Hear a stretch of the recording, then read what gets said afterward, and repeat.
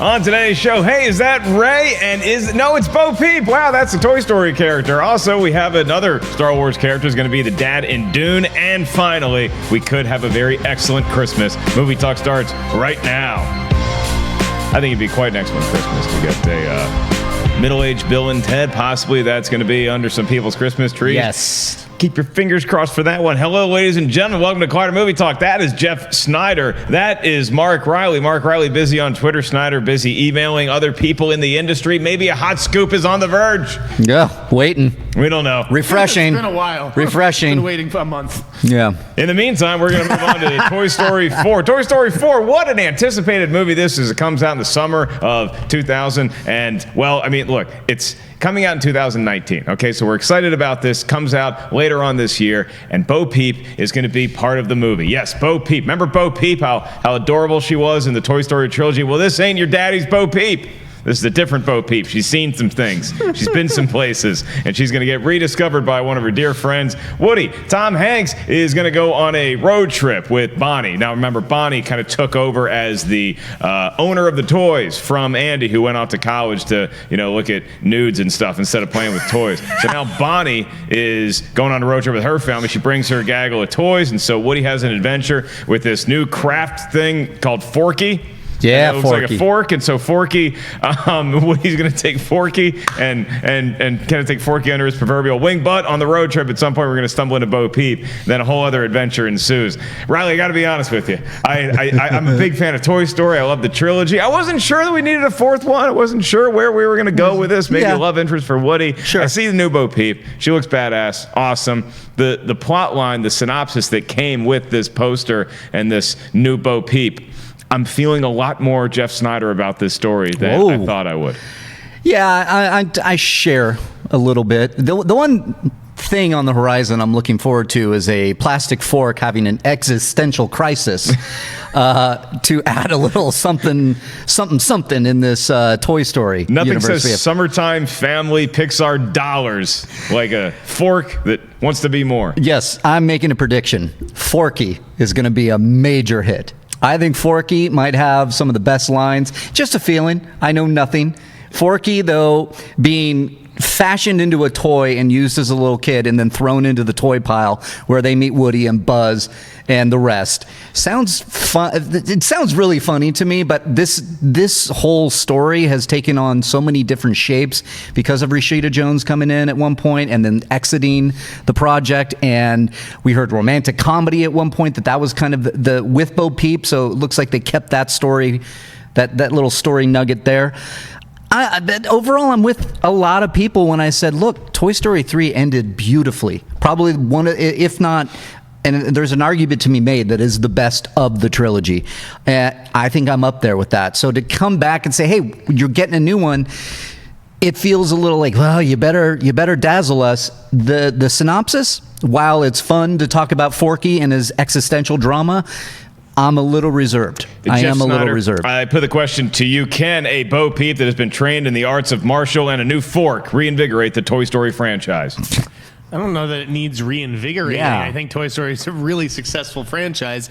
Reilly's right that Toy Story 3 kind of put a perfect bow on that trilogy, so I don't know why we necessarily need a fourth. I'm glad we're getting one. Like, I'd rather have that than another Wreck-It Ralph. Just because I love these characters. Okay. I love Toy Story. I love just assumed about you wrong. Okay. Here's what I'll say about Bo Peep. I think that they need a way to continue the Toy Story franchise beyond Buzz and Woody. I think that's sort of what they're looking to do. We've seen enough of Buzz and Woody. We've kind of got the gist of it.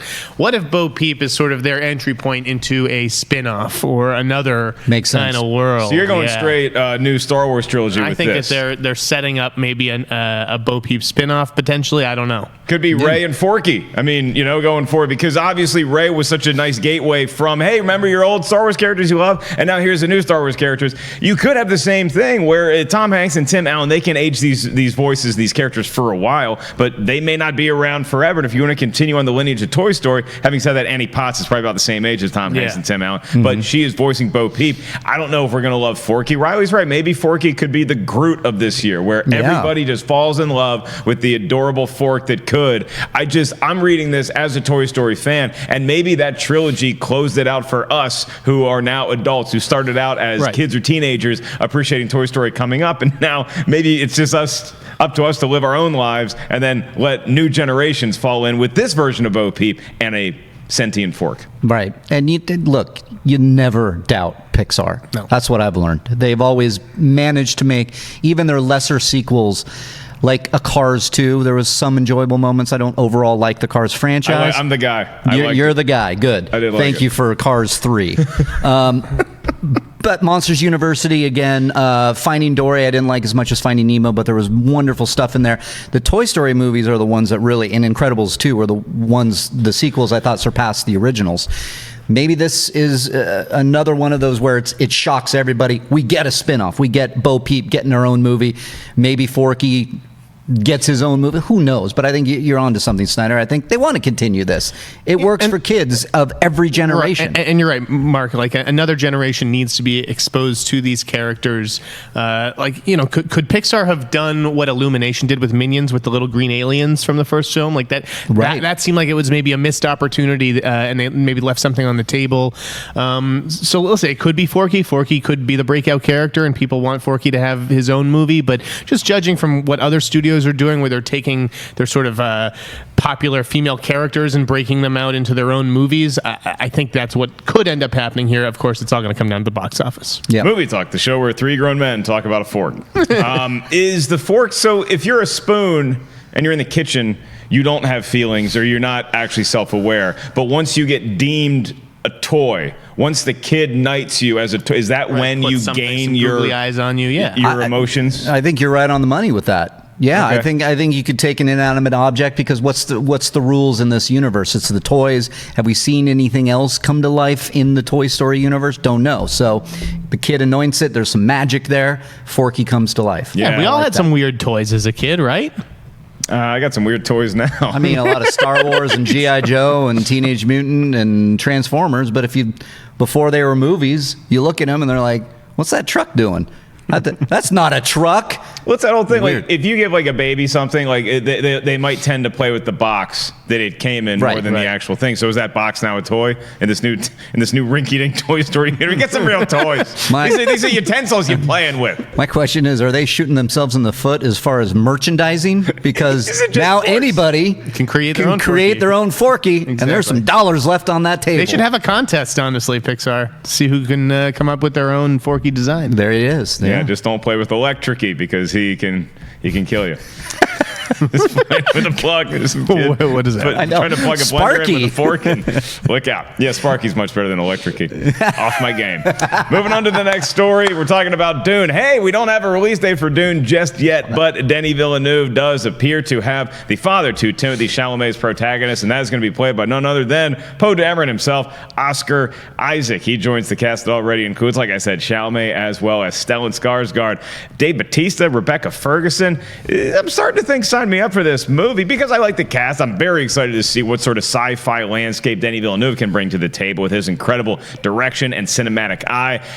Then you see Dune, and we don't have a release date yet, but I think that we have enough casting announcements to start getting excited that we are going to get a release date soon, followed by the normal ramp-up of teasers and trailers and ads and all that good stuff. Jeff Sneider, I hesitate to go to you because your fingers do seem to be working overtime. Bring it. It appears maybe there's another breaking news story, but until we get to that... There's some breaking definitely news. some breaking news that is worthy of being discussed on this all right, show. so maybe we'll finish up Dune. Yeah, Let's finish let's up. talk Yeah, about because Dune, I got to talk about Dune. Yeah, Okay, come on. But I mean, do it Well, quickly respect. now because I don't know the breaking news. Maybe there's a spoon that just got cast in Toy Story 4.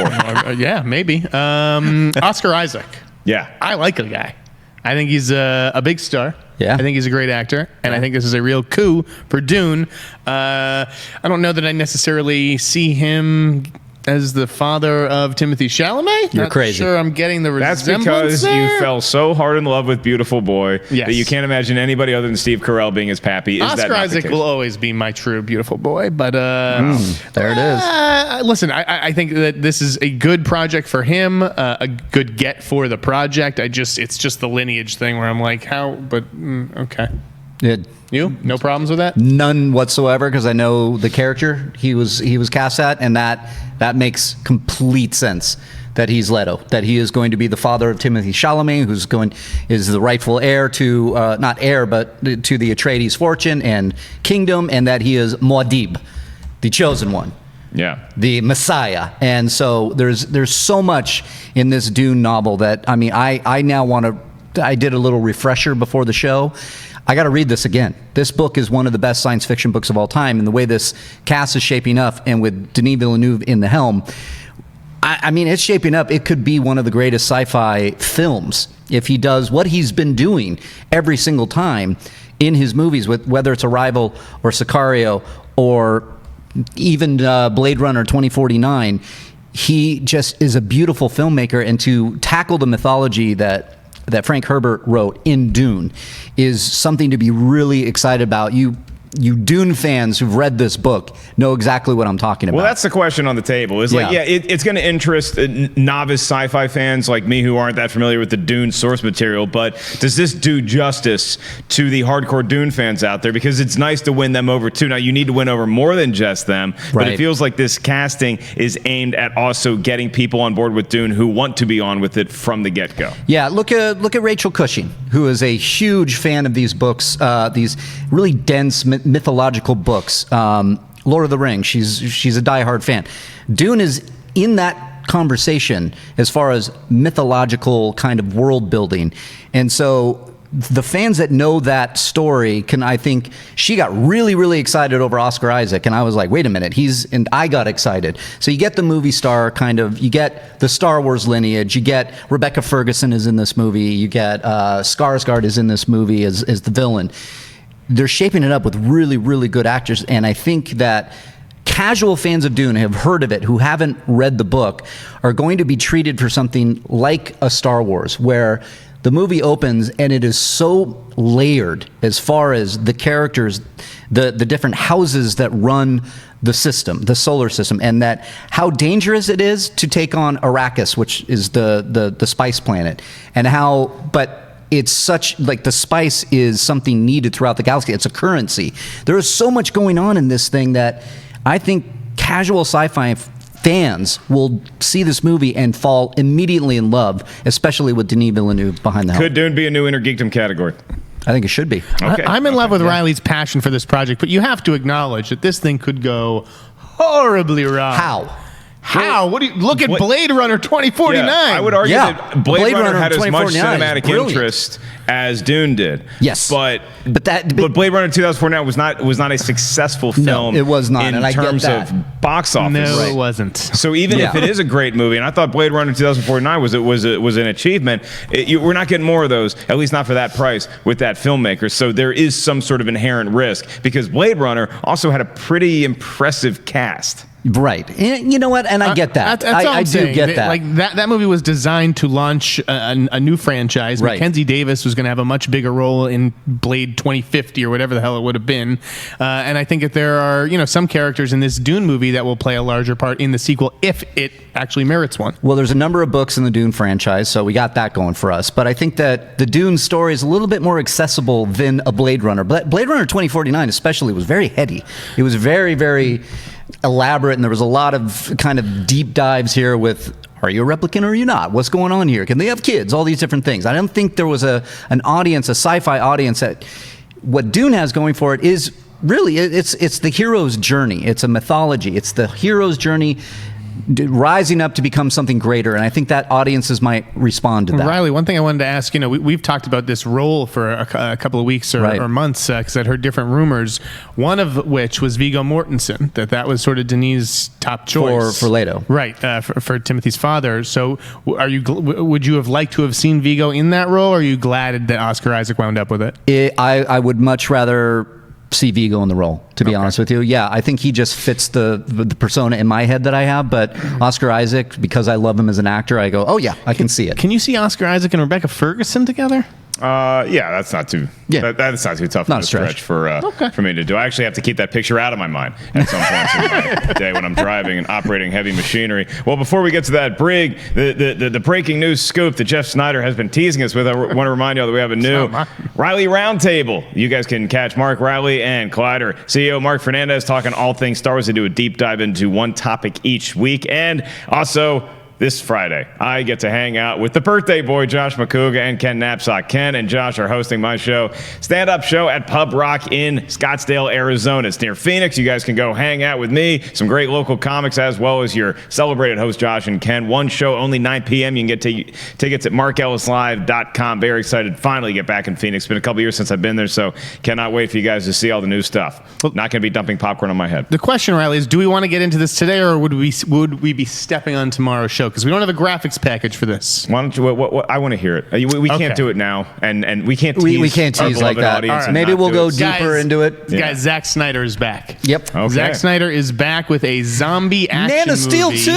Oh, sorry. No. It's called Army of the Dead, and it's basically a heist movie about these mercenaries attempting this epic heist in Las Vegas during a zombie outbreak. And as we all know, Zack Sneider did a really good job, I thought, with Dawn of the Dead. Yes, he did. Okay, That's the news. If I had my choice of Zack Snyder projects that I've heard recently that don't involve DC, it'd either be this or the George Washington 7076 version that was going to be filmed like 300. So yeah. I kind of like this. I kind of like this. I love this idea of a heist movie set during a zombie invasion. I know a friend who's working on a similar idea, although it's not zombies. I just think it's like kind of impressive that Netflix got Zack Snyder. Like, that's a big director. It's a Netflix movie. So they just got Michael Bay. Now they got Zack Snyder. They're really putting together quite the roster of filmmakers over there. I thought you were going to say I have a friend who actually attempted this during a zombie outbreak. It would have been different. Reilly, on its ear, do you like this news? I love this news. I'm a big fan of Zack Snyder. Even his misses have something to look at. And because of everything that happened with Justice League, I really wish he would have finished Justice League. I wanted to see his version, but it's nice to see him land on his feet. He went through unspeakable tragedy and then tragedy in a professional career. And for him to come back and do this on Netflix, well done. Yeah, and especially we know Dawn of the Dead is a fantastic zombie movie. He directed the hell out of that thing. To see him return to the genre, do it for Netflix. And what Netflix seems to be doing is giving these filmmakers carte blanche to do what they want, and I want to see that. I like this idea, yeah. Ocean's 11 meets Zombieland, and it's Zack Snyder going back to his proverbial roots if you look at what he was able to do with, Dawn of the Dead. Yep. Updated it, made it cool for a new generation. Made it fresh. I mean, go back zombies and visit the what was the last zombie movie before Dawn of the Dead that had been really good, like modern zombies? Oh God, I can't remember. I think it had been a while. It was 28 days. 28 Days Later was before Dawn of the Dead. 28 days later, the first one. Yeah. Okay. But you have that. Help bring back zombies. So if now Zack Snyder goes back and does another zombie, then does that mean that eventually Netflix is going to let him do a sequel to what we all really want, the Owls of Ga'Hoole? That's what I want the sequel to. Those that's owls your favorite Zack Snyder. Fantastic. Flying around. They got swords. They're talking. It's great. Check it out. For life. Look out, Little Bo Peep. The Owls of Ga'Hoole are coming for you. Look out, Forky. The Owls of Ga'Hoole are going to use you as a weapon. And Forky's just gone. Our next story involves another horror movie that came out a couple of years ago, actually a few decades ago, to be frank. That's Candyman. First came out in 1992, and then we mentioned that Jordan Peele and his Monkey Paw Productions company are going to be reinvigorating the franchise thanks to Nia DaCosta's direction. Lakeith Stanfield is now in talks to be the protagonist in the film, and yes, we say protagonist, so Lakeith Stanfield will not be taking over the Candyman role originally played by Tony Todd. I don't know if Tony Todd's going to come back. They're going to get somebody else to play him, but Lakeith Stanfield is in talks right now to be the protagonist in this new revamp of Candyman. Reilly, what do you think? He said it twice, right? That was twice. Is that what Don't say it 3 more times. He might pop up right behind you. Do you have to do it in a mirror, or is that something else? Well, you're looking at you're looking at yourself right now on the monitor. That's not a mirror. There's a camera. There's a mirror in there that inverts the image. Well, listen, with Candyman, I'm leaving if this is happening. We're good here. This is great casting. He was one of my favorite parts in Get Out. I thought he just was like tragically just unsettled like the entire time. And I like this addition to the cast and the gender swap that they're doing. Like, he's doing the role that Virginia Madsen originally was supposed to play, or at least the protagonist in this. So I think that's a good move to make, with especially when you have Jordan Peele producing and you have an updated thing with Candyman. This sounds good to me. I enjoy the actor's work and everything I've seen him in, and we're getting another Candyman, reboot or otherwise. I think it's ripe to be told in a modern day audience, and that's why Jordan Peele got involved. Yeah, I just caught the most recent season of Atlanta. He's so good in that show. He's fantastic in Atlanta. So I'm up for anything this guy's doing, and seeing him in Candyman. I mean, I'm excited about Candyman anyway because Jordan Peele is involved with it. Yeah. And I think the Candyman has such cool lore. That's 2 more times. So now that you got me, I think I got 1 more to spend. Candyman. So I'll turn it over to you, Jeff. I love this. I mean, when I first saw the headline, and props to Super Bro Movies, who actually broke this news out of nowhere, I thought, just in my head, oh, he's the new Candyman. And I could see it. I could see him kind of dressed in like these huge furs and with a hook for a hand and everything. But in a kind of pleasant surprise, yeah, he's going to be sort of playing that investigative role that Virginia Madsen played in the original. You don't often see that sort of gender swapping going on from a woman to a man, but if that's what makes sense for this iteration of the story, then so be it. I'm still so curious who is actually going to be Candyman, but I think that this project is in good hands with Jordan Peele. There is a lot of social significance to the character, like in terms of like he was a slave, Candyman. Yeah. So I think that there's a lot to explore there, and the Chicago Cabrini Green housing project, just notorious for its horrors, and I'm interested to see what Nia DaCosta does with this material. But Lakeith Stanfield, I'm a big fan of that actor. I think he's just super interesting and versatile, and I look forward to seeing what he comes up with. You want Tony Todd to come back as Candyman? Or do you think it should be somebody else, or does it matter to you? Oh, that's a good question. I think if you're doing the reboot, or the remake, you got to recast. Yes. Unfortunately, just to kind of set it apart, tell a new story. Because but at the same point, I don't know. I would if they got James Earl Jones back from Mufasa. That's very true. It's very true. Who would you cast? Any ideas come to mind? God, nothing's come. I mean, Tony Todd is indelible in that role, so I would love to kind of. That's a good question. I would love to see him return. But I don't know. You're better at casting than me. I'd go someone like Coleman Domingo or Omari Hardwick. Omari Hardwick, who's that? Isn't he on Power? Lead in Power? I'd have to look it up. I like the guy who is the curator of the hotel in John Wick. I think he'd be a good Candyman. Lance Reddick. Yeah. Oh, I think he'd be a good. Okay. I think he'd be a good one, but I am actually for Tony Todd returning too, so be up for it either way. Just excited to see Candyman when it does come out in theaters June 12th of 2020. Well, a movie that might be arriving in theaters much earlier than we expected because it could actually come out in theaters is Bill and Ted 3. Bill and Ted 3. Get this. It could be coming out by this Christmas. This according to one of its executive producers, a guy named Steven Soderbergh. Yeah, that Steven Soderbergh is going to be an executive producer on this. So right now, Steven Soderbergh is near Park City, Utah at a film festival called Slam Dance. It's kind of adjacent to Sundance, and he is promoting his new project that kicks off in February on Netflix, which is called High Flying Bird. So when he's doing an interview for this, naturally talk might go to Bill and Ted 3, and Soderbergh hinted that Bill and Ted Face the Music, as it is officially titled, could be released by Christmas, possibly. He said that'd be a good Christmas present. So yes, it would be a good Christmas present if they're ready to do it, and apparently they started, or were planning on shooting it now. January 2019. So the movie is currently being shot. There's all the indications that we could be getting it by Christmas. Bill and Ted 3. What's happening with it, Snyder? What's the latest? What are you hearing? What are you hearing? I have not. I'm hearing nothing. Did you put your phone on mute when Soderbergh called you? There's no way this movie's going into production right now. No way. Okay. They were aiming to start shooting by. When did they say that? Are you calling Steven Soderbergh a liar? I'm not calling him a liar. I just this is the same guy who said he was going to retire like 5 times. Yeah, I've heard about Bill and Ted 3 since I was like 6 years old. This movie, whether it happens or not, I just don't know how interested I am. Even though I love those movies, like it just seems like a bad idea to me. And I'm so sorry. I didn't even realize Soderbergh was an executive producer on it. That's surprising to me. Why is Keanu coming back just for Alex Winter? Like, I don't know. It seems like he's moved on in his career. I think that it doesn't seem like he has. It seemed like Keanu Reeves, while he's had a lot of success in recent projects, he loves talking about Bill and Ted 3. So he doesn't know. Trust me, he does not love talking about it. Us journalists love asking him about it, and then he needs to have something to say about it. Up. If the media would just drop it and let it go, maybe something would actually happen with it. You know? Hush your smart Reilly, mouth. is it up to is Jeff true? If we stop talking about it right now, will it come out by Christmas? No, because I'll keep seeing Bill and Ted's 5 times, and they'll appear. Listen.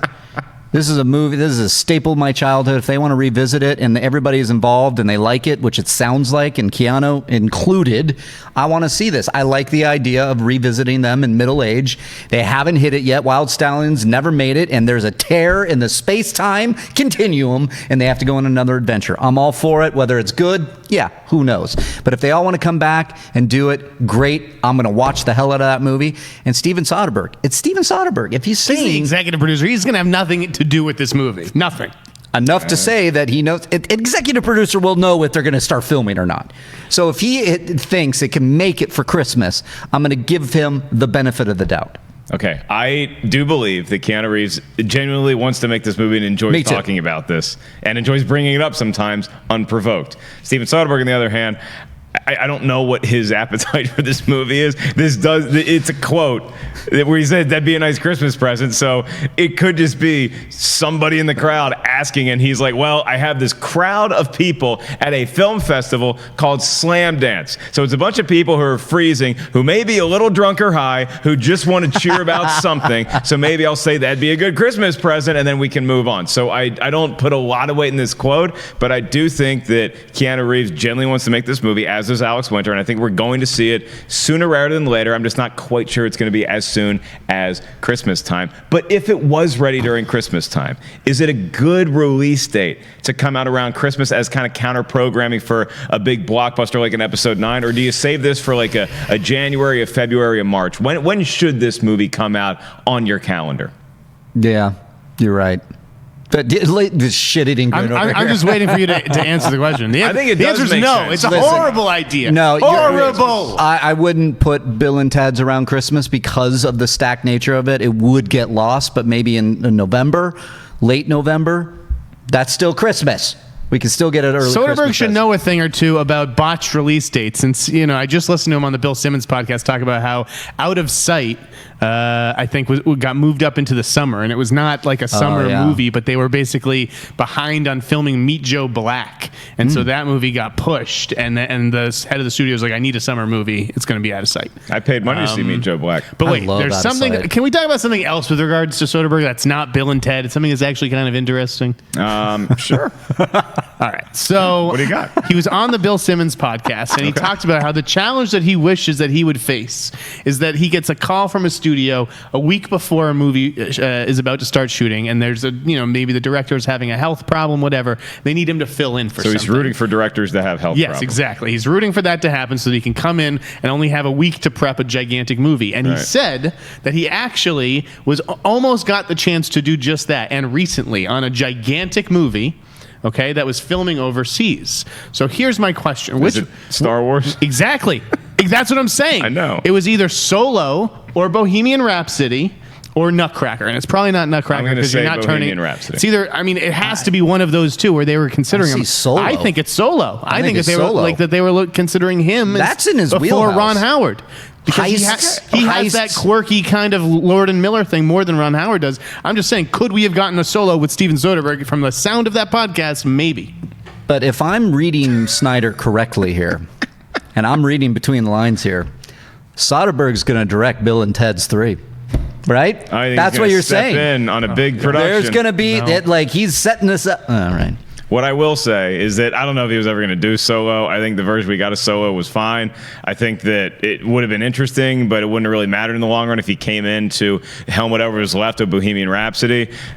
I did like his movie Unsane, and I like when a filmmaker either gives themselves restrictions or when they are forced to restrict themselves due to creative control beyond their capacity. I thought Unsane was an achievement, not just because it was a gimmick that was filmed on an iPhone, but I thought he really did a great job making that movie. And so I don't necessarily want to see him direct Bill and Ted 3, but I like his creative vision steering projects like that. So hopefully he can usher this thing, and now I want to see that High Flying Bird movie. He's a fascinating guy. High Flying Bird also shot on an iPhone, and it sounds like it was like it was more conducive to that film than maybe Unsane. An iPhone XR instead of the 7. I don't know, but I also liked what he said about because he released Unsane and Logan Lucky through his own distribution company, Fingerprint Releasing, and he just admitted, listen, we tried to do what the studios do, but on the cheap, and it didn't work. Neither of those movies did very well, so I don't think that you're going to see Soderbergh self-release another movie.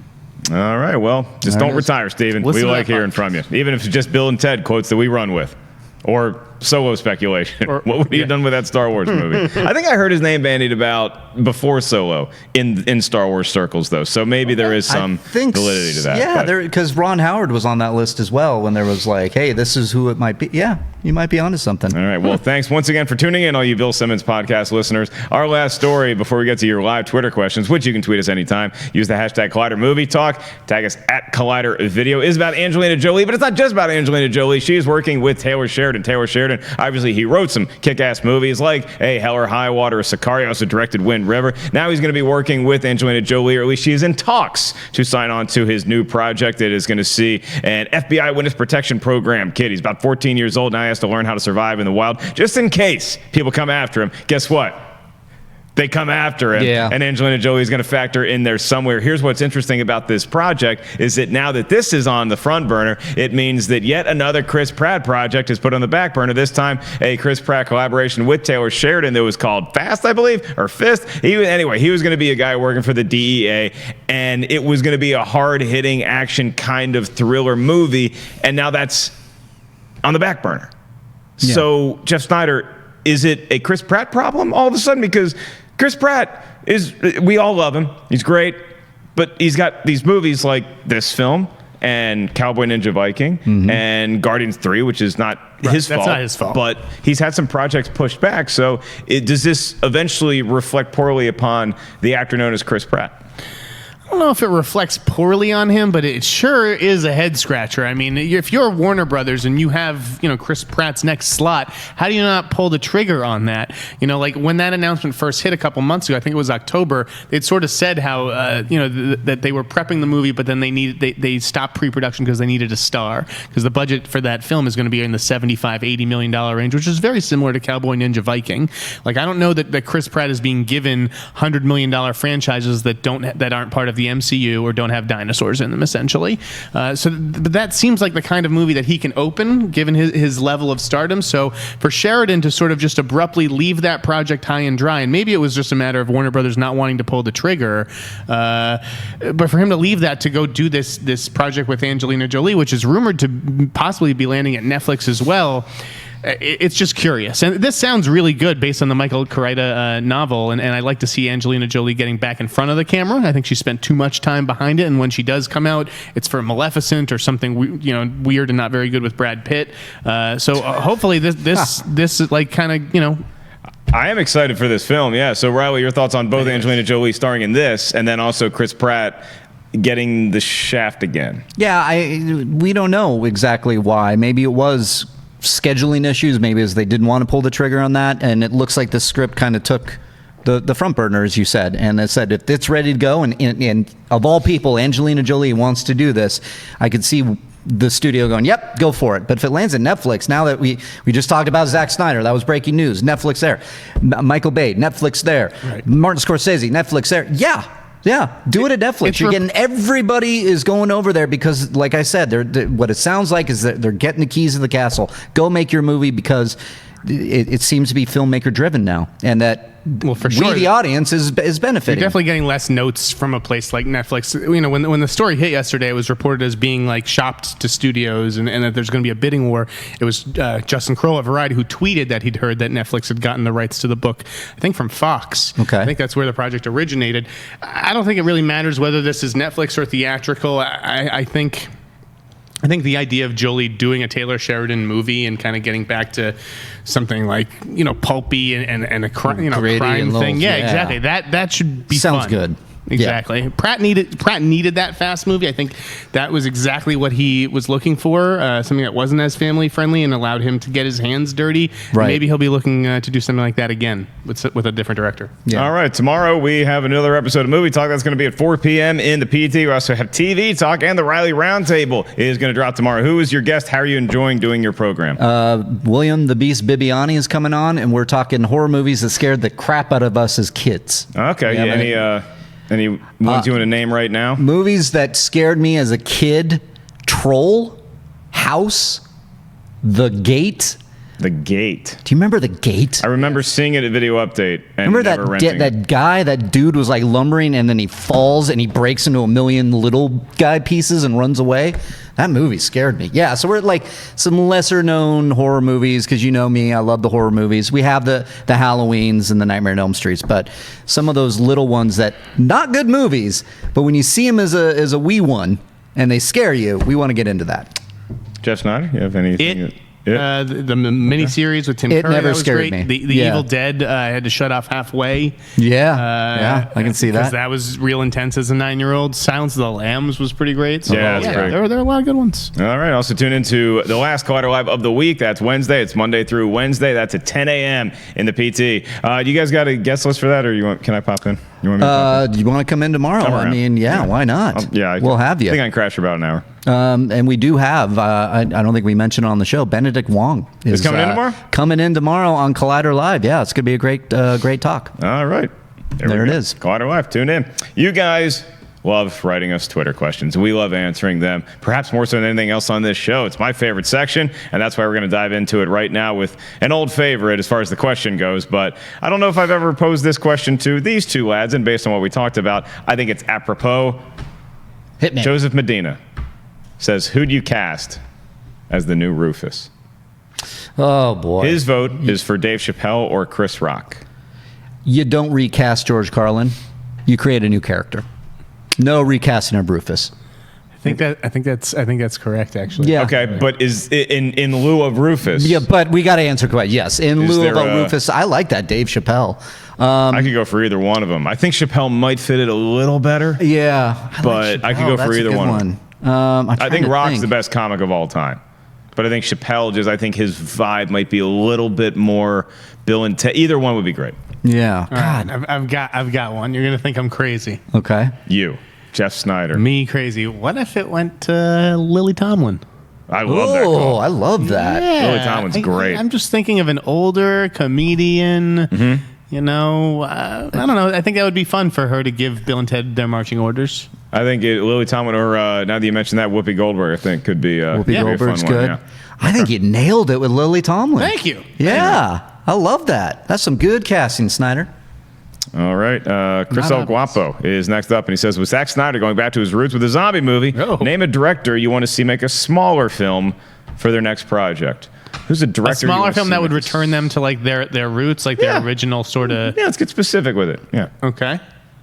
I'm going with the easy answer, but based on the last couple of weeks. Shyamalan.